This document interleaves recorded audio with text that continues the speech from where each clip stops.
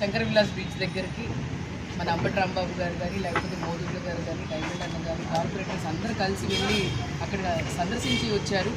ఏ విధంగా ఈ ప్రభుత్వం ఏ విధంగా శంకర విలాస్ బ్రిడ్జ్ని ఏ విధంగా నిర్మాణం చేస్తుంది, ఎంతవరకు జరిగినాయి పనులు అని చెప్పి ఇక్కడ ఒకటే కనిపిస్తుంది.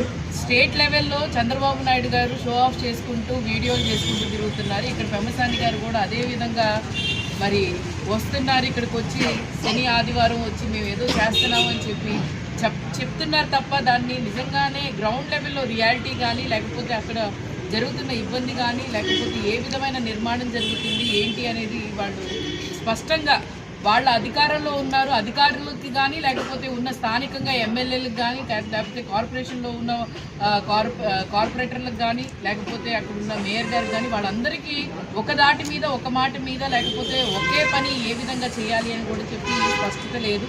ఎందుకనంటే ఏదైనా పని చేసేటప్పుడు క్రమబద్ధంగా అంటే ఫస్ట్ ఏదైనా ఇల్లు కట్టేటప్పుడు స్లాబ్ లేకపోతే కింద నుంచి గ్రౌండ్ లెవెల్ నుంచి బీమ్స్ వేయటం అవన్నీ ఉంటాయి. కానీ ఫస్ట్ ఏంటంటే స్లాబ్ ఒకటో ఫ్లోర్ వేసేసిన తర్వాత కింద మేము బీములు కడతామంటే ఎలా కుదురుతుంది. అలాగే దీనికి కూడా బ్రిడ్జికి కూడా నిర్మాణం చేసే ముందు దాని లోపాలు ఏంటి, దానివల్ల నెక్స్ట్ తరతరాలకు కానీ లేకపోతే ఇన్ అండ్ అరౌండ్ ఉన్న వాళ్ళు ఎవరు ఇబ్బంది పడుతున్నారు, ఏ వ్యాపారులు కానీ లేకపోతే ఇక్కడికి 1 టౌన్కి 2 టౌన్కి అనుసంధానంగా